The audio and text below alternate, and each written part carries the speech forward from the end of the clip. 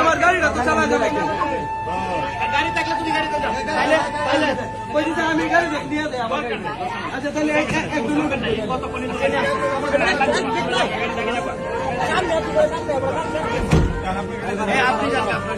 আপনি একটু দেখে লয়ে যান যা পারেন আমি আগে চলে যাবো হ্যাঁ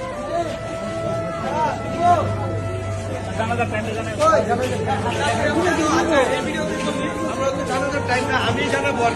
একটু অপেক্ষা করুন আমরা হচ্ছে তার পরিবারের সাথে কথা বলি আর এই মুহূর্তে লাস্ট হচ্ছে তার বাড়িতে যাইতেছে আমি মনে করি যারা হচ্ছে দেশ মানে বিশেষ করে